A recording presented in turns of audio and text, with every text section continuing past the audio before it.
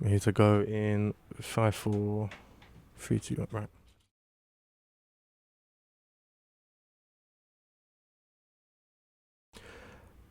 You're listening to Reprezent Radio. I'm Joe Walker, and I am delighted to be joined by the one and only Kano. How are you doing, sir? I'm very well. Very well, thanks, man. That's great to have you down here. For those that are just listening now, you came off the back of a special screening of Trouble, short film that you're releasing ahead of your forthcoming album. And I was quite intrigued by the fact that the screening itself, there was a kind of intent, or at least a desire to have a lot of people of a certain age there, people who are a lot sort of closer to the age of the protagonist in the story, the sort of tragic lead character, for example. The themes of it are very much of like youth violence, of picking up the pieces of just that kind of man. Where did that theme enter play for you in terms of I'm going to touch on these on this next album? I mean, in terms of in terms of where it come from the video, yes. it derived from the song, Trouble. And it's kind of something I touched on in that song. But really, it's we're all out here, we're all living, we're all living in London. We know what's going on. Yeah. And these are the things we see, and as an artist, it's it's part of my job to talk about those things, and it was really interesting, man. There was like people in there today, and I know you said there was a couple younger people and whatever, but then there was that woman that said that this is really like emotional for her, and because her son just got stabbed 4 times, you know what I mean? Right. Like a couple of weeks ago or whatever. And how she like really respected that I showed like the family life, and just that he had a normal family life, seems like normal upbringing potential, you know what I mean? Because sometimes there's a lot of blame put on parents or whatever, and she's probably looking at herself like, I'm not that parent, there's nothing I could have done, you know what I mean? I love my kids, you know what I mean? I work hard and I provide for them, and this stuff still can happen. So I think with the video, just like showing the layers, and there's way more layers, but it's just like what you can put in a video, I think was just enough layers for people to, see situations in a different light, you know what I mean? Beyond just like the headline, the shock moment and stuff. Yeah, man, because it's always like stabbing, gang member. You know what I mean? Like, you don't know that kid. You know what I mean? You don't know what he's about. You don't know what he wanted to be in when he got older, or, you know what I mean, what he was aiming for, and you don't know. You don't know, man. But yeah, it's really sad, man. That was really sad. But yeah, I'm that's what you make it for. Yeah, I'm glad that, you can touch people in that way. In terms of music and then visually as well, and just like have an impact. And it's not like I think this video is gonna like change the world or whatever, but it's like, I don't know, man, it's really important to speak to the people that come from where I come from, you know what I mean, that understand, and it's really important to show them that I understand, you know what I mean? I was outside getting food earlier, and this guy was like, come up to me, and he was like, yo, what are you doing here? I just thought you would be in LA or something. That's the first thing he said. I just thought you'd be in LA, innit, bro? Me and bro was like, yeah, I wish. But that was just, he's, I don't know, his perception of where I should be at this point in my career, like having achieved success or whatever. So I think it's important to show people that, no, I'm here. Stuff I go through. I've got younger cousins. I get it, like very much so. The street life as well.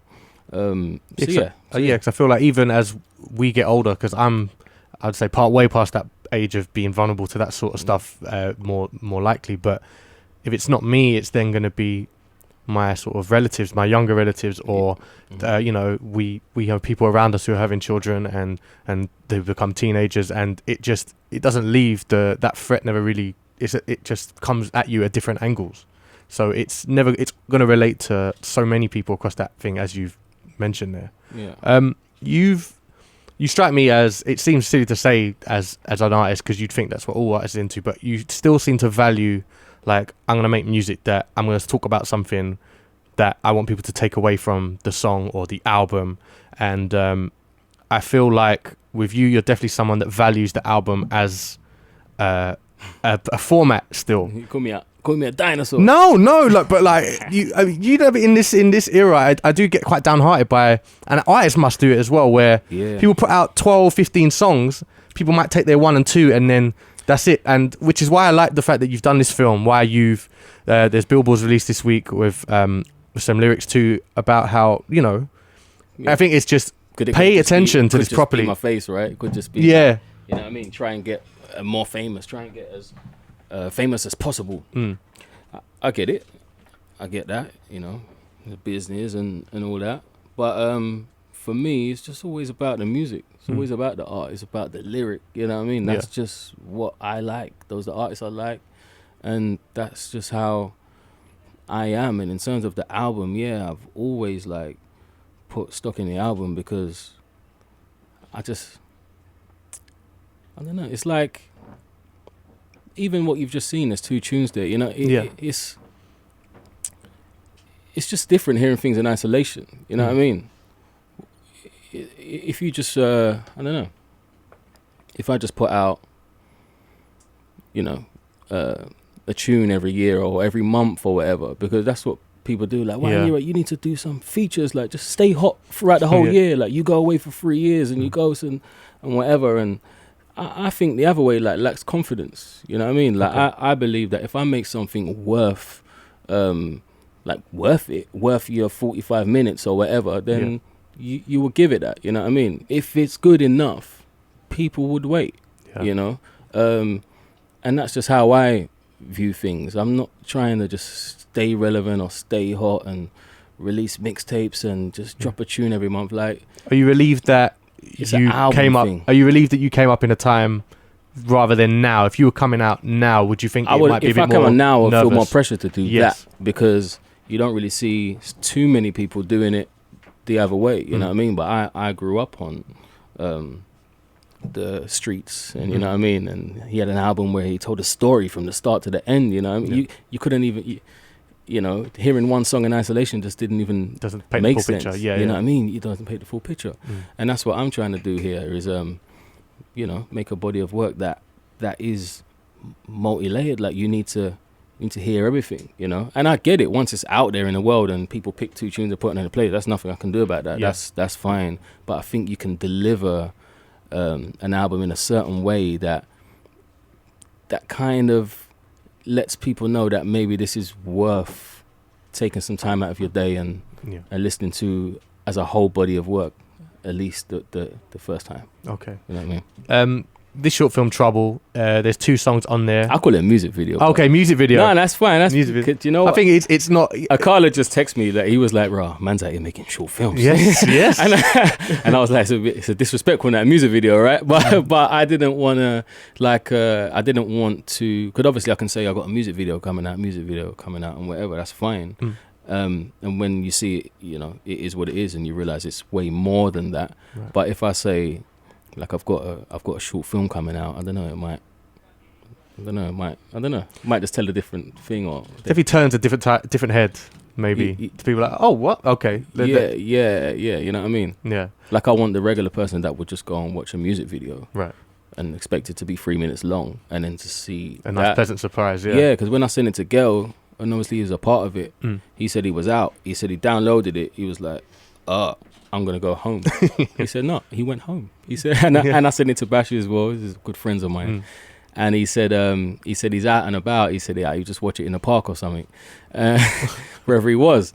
And then then he texts me and he goes, I don't know. He said whatever it was, like 2.6 gig. Yeah. No. What? You was gonna let me watch that all my data in the park. He goes, this is a home thing. He goes, I'm getting ready for this, and it's just nice to see people like caring and like preparing to watch like a music video like that. That's how it used to be, and not necessarily they was that long.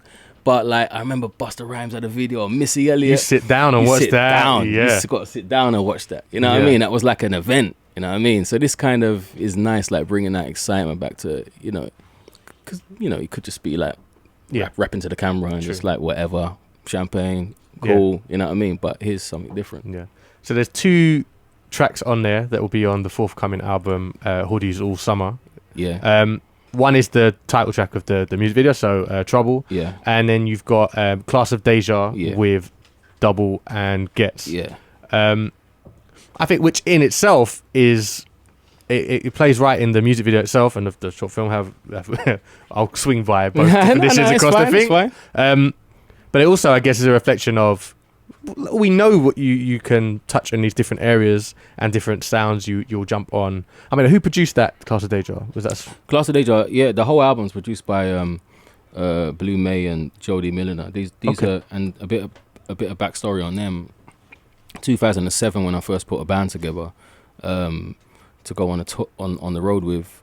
Blue was the guitarist in the band. Okay. Jody came on that same year as a bass player. Blue quickly became like the MD of the band, and then I weren't making music for a while and whatever. And in that meantime, he was like producing albums, mixing albums, and whatever. And then for my last record, I went to Blue as a mix engineer, and he mixed the whole record for me and produced on My Sound and Strangers and maybe something else. And then this time, it's like it's the whole record, you know what I mean? Okay, so it's kind of like he's that natural. Ro was kind of evolution. like grown and just like it's different. I can't really just like I'm not really one to just link up with a new producer and get in the studio Sure. and he plays some beats and Yeah. you just jump on one like it's not Really, really. exactly. Because I can tell that you're not just like here's a 16, I'm gone. Like you need that real chemistry. But it's the trust as well. Mm. You know what I mean? Trust, and that's what it's about as well.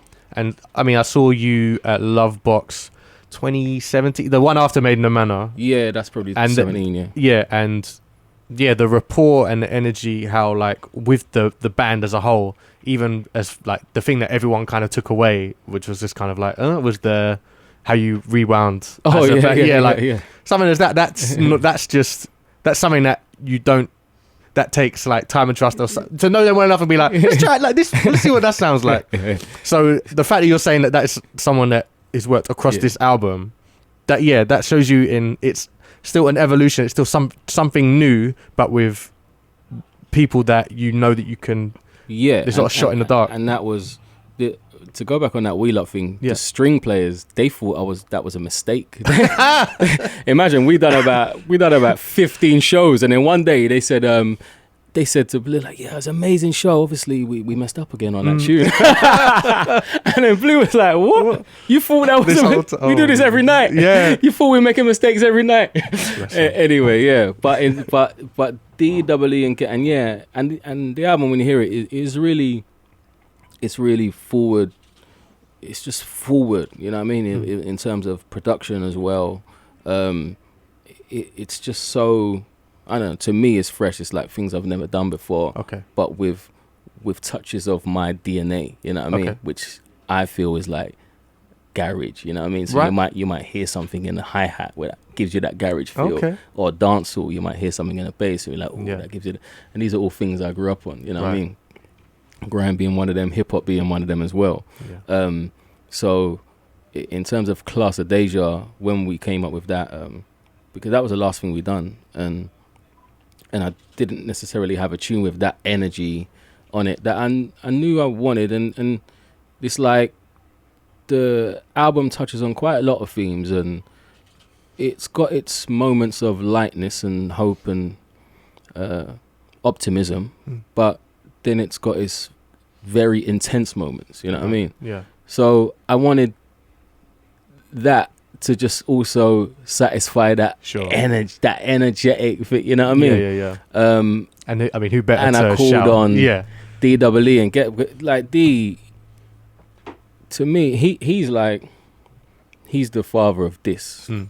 That's just how it is for me. I'm Like, always surprised to hear an MC that doesn't say that. It's like, yeah. I mean, it's easy to say other people. You know what I mean? I can get how, in terms of the wider public, I can get how he might go missed or whatever. Like his importance, you know what I mean?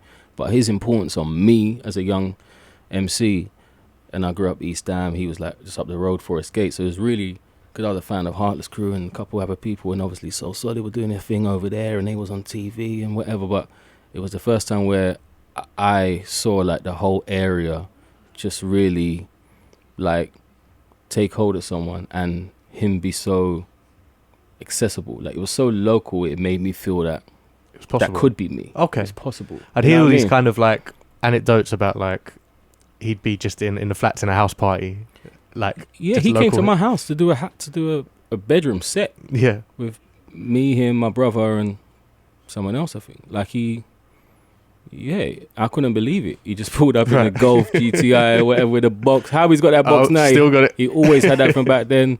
It's like, yeah, he came and done a set. He used to go to my friend's house, Ginger, because he had decks, and we used to make tapes there.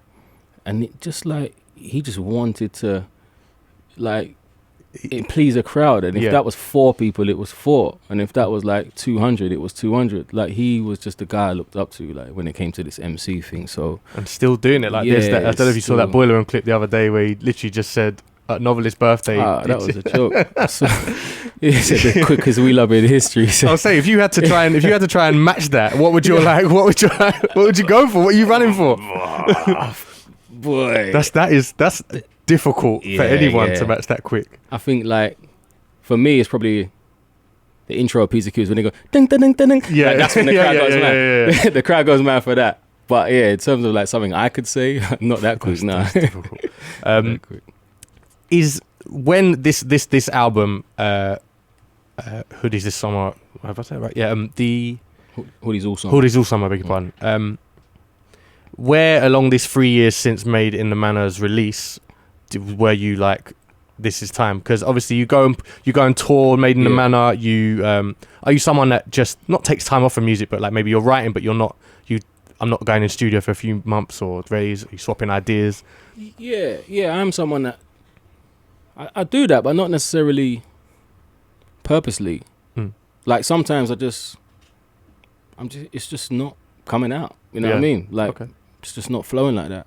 A lot of times we make music and like I'm really happy with a production or whatever, and then I just don't know what to say on it yet. And sometimes it just takes time. You just gotta go and live a bit, and then it might click. Then I didn't really write in the studio in this album. Maybe a couple little things, Okay. but nah. For a while now, I've been like, need to write in my own space. You know what I mean? The back-to-back verse with Ghetto, obviously, we done that in the studio. Yeah. But yeah, so I take time. Yeah, we did go in the studio about 3 years ago. Come up with some things that weren't necessarily like fully realized ideas, but we came up with like not the backbone musically, but the backbone morally. Like these are the morals that this record has to have. You know what I mean? And this is what it has to be, and there can't be no extra. Not you know what I mean? No beautiful transitions from one to the other. Like more like hard cuts. You know what I mean? No strings coming in the last chorus. No, maybe you stop that end verse and then the strings just start by themselves. You know what I mean? Like things like that. It was direct and the urgency, and these are all the things that we wanted to do, and we spoke about that for quite a long time. And that kind of train of thought really stuck with us through the whole process. And then after about, I don't know, a year or whatever, I started filming a TV show. Yeah. And then that was like a big part of a year, maybe. Yeah, maybe a big part of a year. And then when I finished that, I went back in the studio. I'm not really someone that can like leave set, go to the studio. You know what I mean? I can't. A lot of waiting around on studio as well. Waiting around for TV shoots as well, right? Well, I thought I could, in that waiting around, make some music or write some lyrics, but it just don't work like that. For me, it don't. Like once my mind's there, it's there, and I couldn't flip it. But then it's like I feel like it's a bit of a disservice to be like almost making an album on the side. Yeah, you know what I mean? Cramping it in somewhere. Nah, this is something that I have to put all my energy into, you know what I mean? So when I finished that, we went back in the studio hard and probably worked for another year. And then we're here. We're here. With Made in the Manor getting the Mercury norm and things like that, did that was there like a lot of noise that you were just like, oh, did you need to take time away from anything like that, or did it not really work out that way? Nah, not really. It's always it's always different to the actual person, you know what I mean? And it's not that I don't welcome the noise, but I don't necessarily entertain it at all times, if you know what I mean. So, yeah, I'm like, I was really happy with the record and, the success of it and the tours that we, but everything was to do with like the things we could create with it, you know what I mean? And the Glastonbury performance that we done, like, you know what I mean? It's all about where can this take us? What's you're seeing the possibilities because you're always trying to level up. Yeah, you know what I mean? So, yeah, exactly that. And then you're just always thinking about what you can do next. And yeah, I'm just like constantly, it's not even like I'm trying to better my previous work. I'm just trying to do the best I can today. Okay. You know what I mean? Yeah. And sometimes you do that and then you look back in a couple of years and you're not necessarily happy with whatever. Yeah. But at least you tried it. Yeah. You got to, like, that's my problem with like some music. I just feel like they're not put, and if you're not that talented, cool, like do whatever you got to do, you know what I mean? Any fucking win is like a bonus, you know what I mean? Yeah. But if you are, it's like, I feel like people are not pushing themselves enough. Doing themselves a disservice a bit. Yeah. But if it works, then how can you tell them? You know what I mean? But it's like, I want to see more. Like, everyone's spitting on the same beat. You know what I mean? It's like, no, like, I don't know, man. But that's just how, that's how I see it. With yourself, like, who are you looking to? Because I imagine there are, in your position, you making these moves, you trying these things, you trying to push the envelope a bit with each release, or with just you across your career. There are obviously people watching that and seeing and like, okay, that I can do that, or let me try that, let me do something on my own. But who do you look to be like, who's above you? It may not necessarily be from these shores. Is it? I tell you, I know I look at. Okay. Like, over the last few years, when I first started, obviously I said when I was really young, I looked at DW. You know what I mean? To see what he was doing, how unique he was, how interesting he could make his voice sound, like all that. Then when I started making albums and that, I used to look at Mike Skinner, The Streets, look at Jay-Z. Yeah.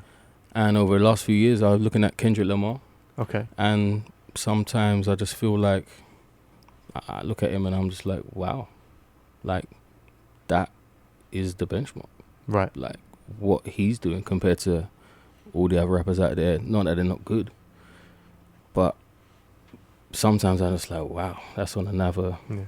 You almost see other people try and steer clear of it, almost in awe. Yeah, it's just like it is what it is, and if you don't see it that way, it's kind of like, I don't know, we just got different taste in it. But he's crazy, like what he does musically over here.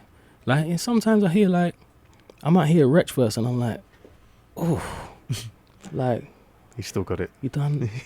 You thought of that? And I hear Little Sim sometimes, and I'm like, Jesus Christ, like cold, super talented, performs well. Then she'll jump on the guitar and do a tune. Like, she is like a super talent, and I look at her. I look at her as well. Yeah. Have you guys met before, like on a Gorillaz tour or anything like that? Sims? Yeah. No, I knew her before. Oh, okay. Yeah, I knew her before. I guess she's from East, isn't she? Right? No, she's from North. Islington. She's from Islington. Yeah, sorry. She's from Islington, but one of my mates, he was here today, Eddie, he started managing her like at a young age. I think she was like 19 or something. Right. And he showed me her music. And yeah, then I've just like met her and like followed her from then. Yeah. And yeah, just like watched her grow, man. Like, yeah, now she done all the Gorilla stuff last year, which was sick. And now, yeah, she's someone else as well that's like really focused on the album. It's like, you know what I mean? And she's young, but it's nice to see someone do that. Yeah, and the touring with live music and all that. It's like, oh, she cares. Like, she cares. Yeah. You mentioned a word in there, which was growth, and we've kind of discussed it across here, really, in terms of your creativity and what, how you're sort of in the process. The climate I don't know how much we're talking about looking at other people as well. The climate broadly in terms of the quote unquote UK scene, as people like to call it, we're seeing a lot more commercial success. Maybe not in the same tangible effects. So maybe it's not sales, it's streams, but seeing show people having a hit single and doing mad like Brixton Academy shows and stuff. It's all good. Maybe there's a debate about whether it's too fast for some people, all this stuff, but it creates this kind of the possibilities for people like a Sims or someone coming through that is on job. It's so much more exciting what they could do in their first 1 or 2 albums, never mind, you know, in 10 years time, whatever they'll be capable of. How are you seeing the way it is at the moment from you where you're standing? Yeah, it's like it's You don't strike me as someone that is trying to keep up with the Joneses or anything like that. No. It's like I just do what I do. You Mm. know what I mean? And I just feel like that's my lane. It's what I do. It's what I like to do, and I do what I like. And if I don't, it's like I'm not gonna try. But some people do things really well, and it's like sick as well. But in terms of like the growth and how quick things can happen now, it's like if I was young, I would love that. Okay. You know what I mean? Yeah. I wouldn't change the experience I had, pirate radio and all that and whatever, and going to them stupid raves, you know what I mean? Where it's just a nightmare in there, and like doing all that kind of groundwork. I wouldn't change that. I would love it how it is now, but I know that has made me the artist I am today. Okay. And sometimes what I see today is some things happen too quickly. Yeah. Because as you said, you can drop a tune, it's received so well, it ends up in the chart, then you're booked to play one of the biggest festivals. Yeah, crazy. And you're not really ready for that because you haven't, worked your way to that point on stage. The presence might not be there. Yeah. We made a lot of mistakes, but there just was no camera. Yeah. We made all the mistakes. So by the time we got to a big stage, we You had felt the we breath knew control. how to handle it. Breath control, things like that. Like, it's very important. So sometimes I see that happen too quickly for people. And sometimes people just are ready for it. You know what I mean? Just are ready for it. And yeah, so it's all good though, man. It's all good. It's a nice problem to have, I guess. Yeah, I guess. Yeah. I haven't got too much time left with you. So there's something, I think, speaking to people before I came here today, there's a couple of things, something that came up more than once. So obviously we've seen the screening of the music video today. You're in that. Acting, I guess, but not so much to the same extent as you would have been in Top Boy or Sully, for example. And people have constantly mentioned the excitement that this has been renewed in quite like unusual circumstances as well, with the whole Drake affiliation and stuff. How has that been to just kind of see that get a kind of rejuvenation and like it's been really interesting, you know what I mean? Really interesting, because as I said, we didn't know what it was going to turn out to be when we first started, and then it was on Channel 4 and it came out one a week, and you know what I mean? And the nation just loved it, and then it was just gone. And then it was like 6-7 years of like that question, where I'll be at the petrol station. Yo, what's Top Boy coming out? I don't know. Nah, I know you know. They think you know. I just really don't know. Like, it's not a decision that I can make, you know what I mean? So when it kind of got announced, I was like, well, things happened before it, obviously. And we spoke about it, and we said, I think it will be cool, and and then when it got announced, it was like people just gone nuts, you know what I mean? Because we like, you don't know, innit, if it's going to be like people ain't ready for it, or that was then, that's old, and all that kind of stuff. And I see like younger people as well, where I'm like, I had to ask a guy in the gym the other day, like, talking about Top Boy, I'm like, how old was you when the first one came out? He said he was 10, his mum wouldn't let him watch it, but he's watched them now, they're on Netflix, you know what I mean? And he's like a fan of it now. So the audience has really grown with the show. So I know they're primed and ready. And it's just the way me and Ash approached it. Well, I don't know, like for me, it's the first time ever where, like, normally you make a product you think it's the sickest. Now it's about how can I get this out to the people? Yeah. How can as much people see this as possible?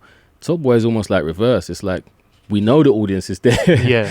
You know, it's on us now to make a quality product. You know what I mean? So yeah. that's the pressure we put on ourselves going into this show. You know what I mean? It's probably gonna work, and it's probably gonna be all singing and big. Yeah. You know what I mean? But we want it to be good. Yes. We don't want it to be like big for the wrong reasons, like just because of a name or whatever. We want to make a quality product. So yeah, we started doing that like a couple of years ago, and it's been tough, man. It's been tough, and it's a whole different climate, different landscape. It's Netflix, 10 episodes, all come out at one time. You know what I mean? It's and these are all things that I love as a punter, because that's how I want to watch shows. I binge shows, but it's like now it's over to the audience, and we finished filming now, and I was watching some a couple of days ago, looking good. Nice. You know what I mean? So yeah, I can't wait for people to see that as well. Yeah. Something else to be excited about. I yeah. mean, So the album will drop, and then I think that will probably drop. I don't know. The month. I don't know. Soon soon after, I think. Yeah. So I presume Hoodies All Summer, the album. We're not at a point of a public release date or anything like that, but it's we are. Oh, we are. 30th of August. There you have it. Hey. few people turned heads, jolted up in the room. There you go. That's soon. I need to get ready for that then. Yeah, amazing. Kano, thank you very much for taking the time out, visiting Represent, and sitting with me for here. Thank you very much. I heard I was one of the first people on the show, innit? Yeah. When it first opened, I was the first one. Oh wow! What Peckham? Yeah. So it was in Peckham, innit? Yeah, it was like flats, or it was like, it looked like. Yeah, pretty much. Yeah. I remember coming to Represent. Wow. But anyway, it's great to be back. And in terms of like the reasons for coming here to do this screening and stuff was because I just really wanted to touch the community, and I know Represent touch the community, and I respect that about them. So thank you for doing that. No, it's a pleasure. Thank you very much, Kano. Everyone check out the Trouble video out right now, and pre-save, pre-add Hoodies All Summer, pre-order, all of them things there. Back your favourite artist. Kano, thank you very much. Bless, thank you. That's all.